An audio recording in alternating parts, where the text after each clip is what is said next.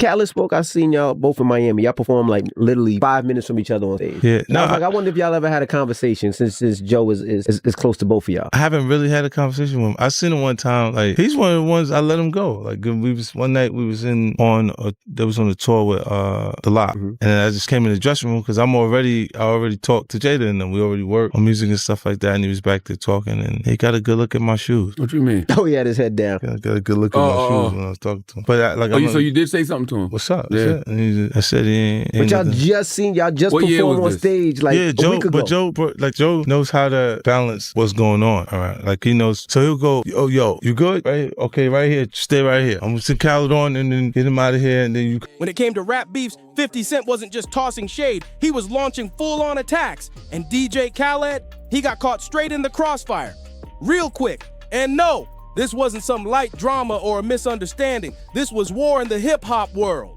50 Cent didn't just throw shots, he went for the jugular. He dragged DJ Khaled's entire family into it like it was nothing. From wild public call-outs to deeply personal jabs, 50 went all in. This wasn't just another feud, this one stamped itself in the Rap Beef Hall of Fame. Now here's the twist. Nobody expected Khaled to be in the middle of all this. He's known in the game for being chill, smooth, and always showing love. People see him like that one positive dude in the room shouting, "We the best," not the type to be mixed up in serious rap beef. So when his name got tangled in 50 Cent's wrath, yeah, it had people shocked. But it happened, and it went down heavy. The drama kicked off back in the mid-2000s. At the time, 50 Cent was at the top, leading G Unit like a boss, while Fat Joe was front and center with Terror Squad. And DJ Khaled, he's ride or die for Fat Joe. That's his best friend, his brother for life. Joey Crack's my brother. That's one of my best friends. Yes. I'm the godfather of his daughter. Joey Crack is like, that's my brother. We love Joey Crack. Yeah, that's like, we just might not have the same mother, but we're twins. Right. That's my brother. Like, talk to him almost every day. Right. You know what I mean? But he's at my house, or, you know, now he's back in New York, but he's back and forth. So it's like, my love for Joey Crack is forever. So naturally, when things heated up between 50 and Fat Joe, Khaled got pulled right into the mess. And what sparked all this? Fat Joe linked up with 50's biggest enemy, the one person 50 couldn't stand, Ja Rule. That's right, Fat Joe hopped on tracks with Ja Rule. First with What's Love, then again with New York. And both of those tracks, yeah, 50 Cent saw them as straight up disrespect. By now, everybody knows about 50 Cent's legendary beef with Ja Rule. Did go, cause this is radio. I don't understand this. I'm getting out of jail. But you giving DJ Khaled a 5, and then what does he do? DJ Khaled, look at my hand. DJ Khaled, get the out of here. Nah, I can't believe it. So I'm like, yo, Khaled. I swear to God. That sounds wild. You can ask him. That sounds wild. He looked at my hand. I was like, all I heard in my head was DJ Khaled. Yo, you heard that, Jay? I just Oh, you heard that. No, he ain't say that. He said that too. This wasn't just some faded memory from the early 2000s. That rivalry was still sizzling way past its prime. So when Fat Joe linked up with Ja Rule on a track that threw shots at 50, that was straight up war. And 50, he didn't waste a single second. He came swinging back on his 2005 diss track Piggy Bank, throwing shots directly at Joe. But Fat Joe wasn't just gonna take that hit and stay quiet. Nah, he had smoke too. He came right back with My Fofo, where he straight up called 50 a faker and even accused the G Unit head of being juiced up on steroids. Yeah, he really said that. Things were getting mad personal. No more slick lines or subliminals. This was turning into something serious. Tension was already boiling, and it didn't take long before things finally blew up. Boom! The big explosion came during the 2005 MTV Video Music Awards. According to Fat Joe, things got wild mid-show. During a commercial break, 50 Cent suddenly got up from his seat and started prowling through the venue, literally walking around like he owned the place. He even climbed all the way up to the cheap seats just to wave at Joe like he wanted to throw hands right there. I'd like to tell the people home, I feel so safe tonight with all this police protection courtesy of G Unit. It was bold, it was petty, it was so 50. And just when you thought it couldn't get crazier, Joe stepped up and dropped some spicy lines live during the show. He made it clear he wasn't scared of nobody. And right after that, Fat Joe and the entire Terror Squad dipped out of the building. When 50 Cent hit that stage, he didn't just bring energy, he brought fire. He ran through a bunch of his hits and even threw in a performance of Tony Yayo's So Seductive to hype the crowd. But the real shocker came after the music stopped. That's when 50 ended his set by shouting out a string of uncensored wild insults aimed directly at Fat Joe. No filter, no hesitation, just straight up disrespect. And I'm saying, stay away from him. Stay away from him. They go, I'm from New York. Got 100 guns, 100 clips. And it goes straight to that. And that's what brought the Jadakiss and then what brought my Fat Joe issues later. It turned into those issues. We had to support that, Ricky. You know.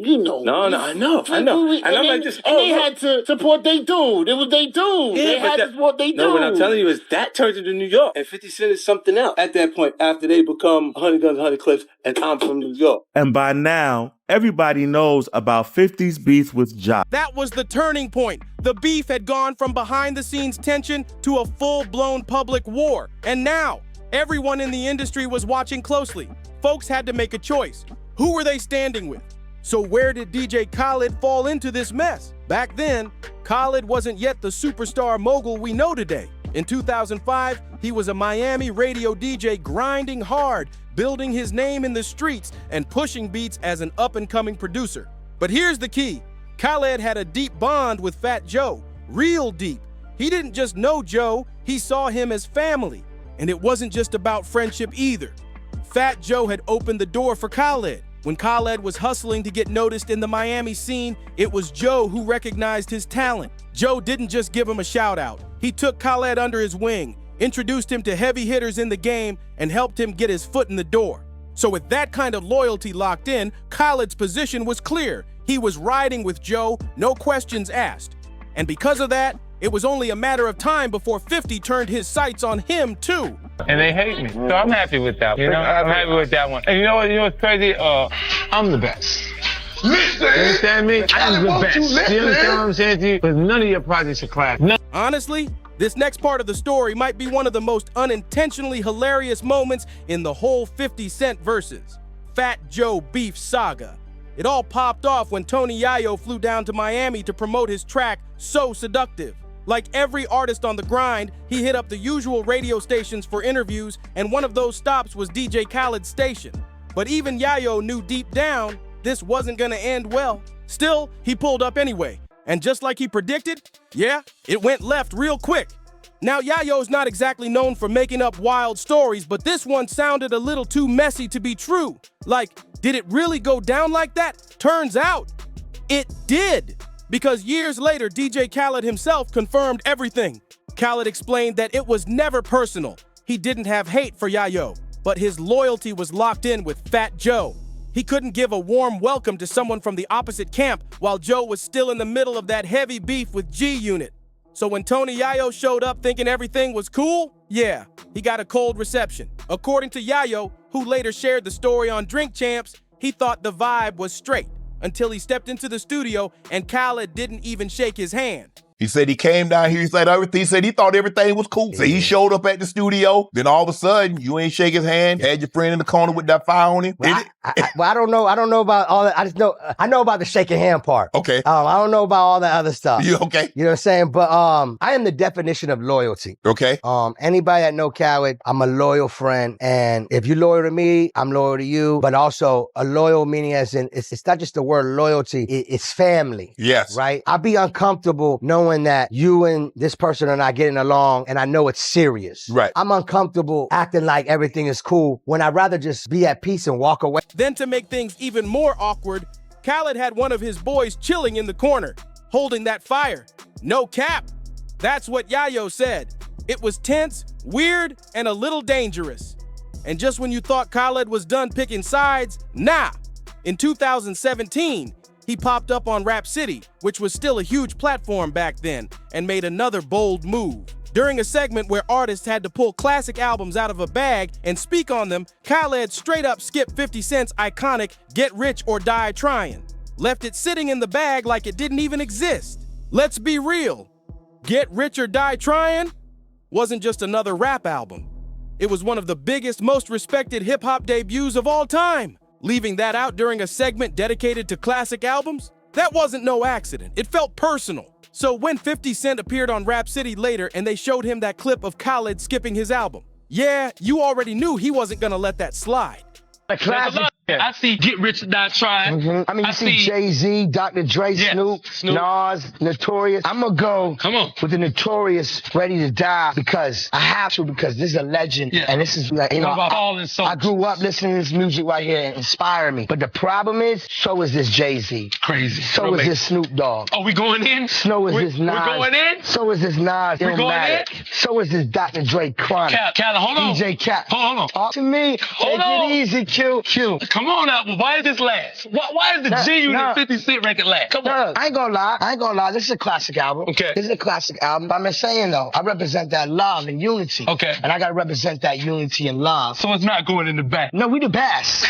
But even then, 50 still didn't go after DJ Khaled directly. Why? Because he was busy dealing with an even bigger problem, his all-out war with Rick Ross. That beef was heating up fast and taking over the spotlight. Still, Khaled somehow ended up caught in the middle of that drama too. According to both Ross and Khaled, it all started during the 2008 BET Awards. They both claimed 50 Cent gave them a weird, shady look during the event. But 50, he said he never even saw Rick Ross that night, called it fake drama, and said Ross was making up stories just to stir up trouble. Now, when it came to Khaled, 50 didn't deny seeing him. But let's just say he didn't exactly show him love. In fact, 50 admitted he saw Khaled, and he wasn't holding back on the disrespect either. Niggas a sucker. I see him at the BET Award. That's funny. Like, I remember seeing Khaled, but I don't remember seeing Rick Ross at all. Nigga told me he gave me a pass. Well, don't give me no pass, man. I don't deserve. And things only got darker from there. Even though the war was officially between Ross and 50, Khaled was catching strays left and right. In 2009, 50 dropped a video on his site, thisis50.com, and this one was wild. The clip was called A Psychic Told Me, and in it, a group of dudes wearing This Is 50 shirts walked into what looked like DJ Khaled's mother's workplace and started filming. Like, what? Y'all got this little poem I wrote for DJ Khaled. Check this out, right? It's called I Just Want to Tell You What a Psychic Told Me. Your car tires got stabbed out. Now you know, I know where you be. I just want to tell you what a psychic told me. I know where your mama house at. Now look, you can see. But I just want to tell you what it told me. I know where your mama work at. Now look at sleep.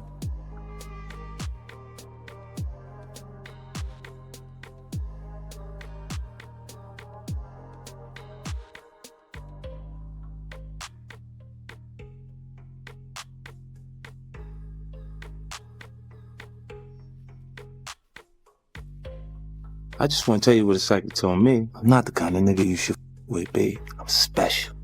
So here's where things went from wild to downright creepy. In that controversial A Psychic Told Me video, the camera crew ended up inside an office where a woman, said to be DJ Khaled's mom, was asleep at her desk. She didn't move, didn't even know they were there, and that was the whole point. 50 was sending a message loud and clear, I can get to you. Anytime, anywhere. People were shocked.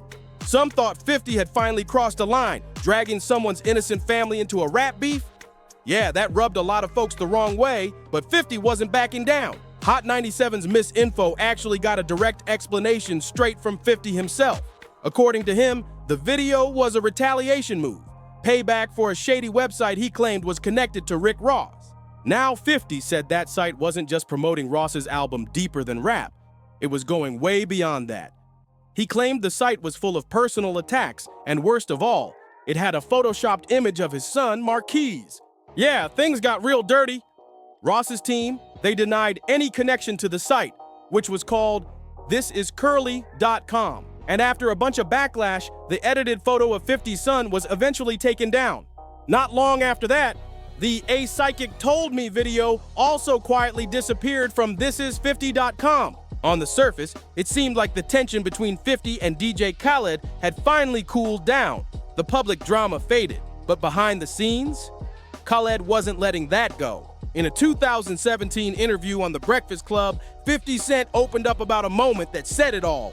He had already patched things up with Fat Joe at this point. Everything seemed chill. But when 50 showed up at a show for the LOX and Uncle Murda and ran into Khaled, man, Khaled didn't even acknowledge him. No handshake, no eye contact, nothing. He just walked right past him like he didn't even exist. That silent treatment, it said everything. After decades of tension, sneak disses, and icy silence, it finally happened. DJ Khaled and 50 Cent squashed the beef. And the moment wasn't in some back room or studio.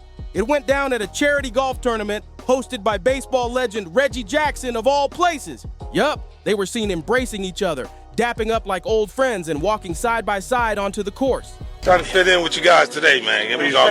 Look good. Look at this is professional he got on there. After all the chaos that once had them on opposite sides of the industry, nobody saw this coming. It was one of those rare moments in hip-hop where the past gets put to rest and respect takes over. So now the question is, could we see a 50 Cent by DJ Khaled collab one day? It's not impossible. Things change, walls fall, and the music game loves a full circle moment. Maybe it's too early to say, but hey, never say never. But don't wait to show love on this one. Hit that like button, smash that subscribe, and drop a comment telling us what you think about this legendary reunion. Would you want to hear 50 over one of Khaled's anthems? Or do you think some doors should stay closed? Either way, we're locked in and bringing you the realest stories, all the hidden gems, and the wild drama you won't find anywhere else. This is UrbanSwitch. Stay tuned, stay sharp, and we'll catch you in the next one.